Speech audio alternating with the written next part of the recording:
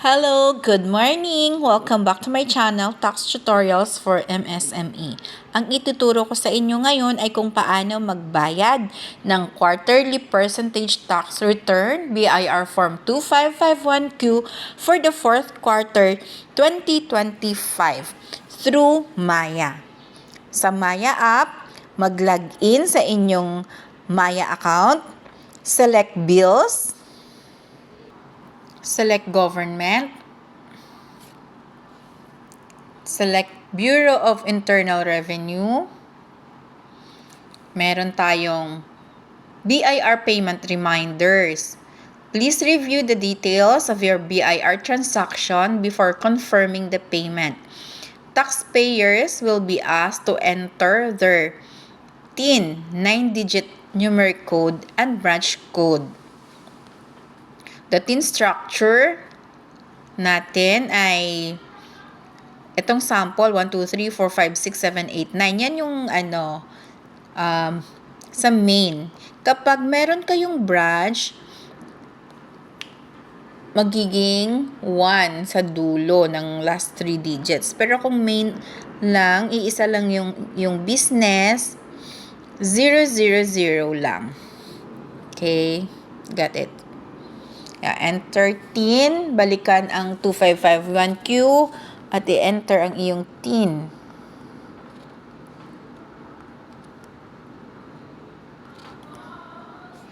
Branch code, wala naman siyang branch kaya 00 lang. Amount,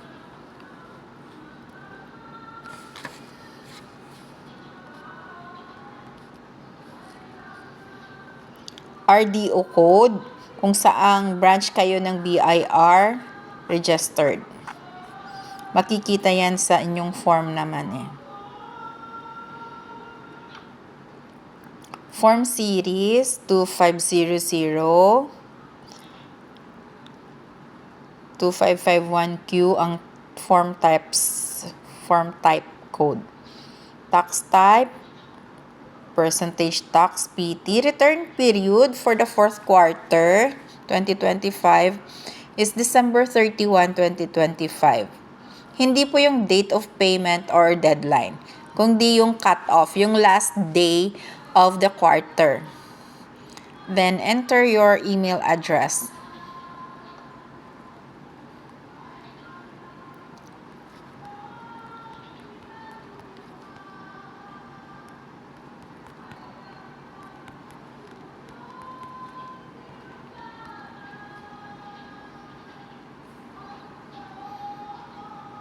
Click continue.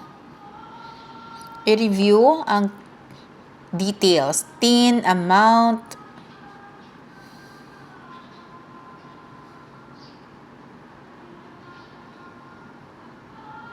may biller convenience fee na 20 pesos. Then click pay.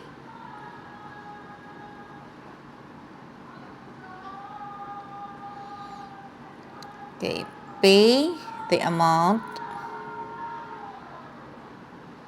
Payment successful.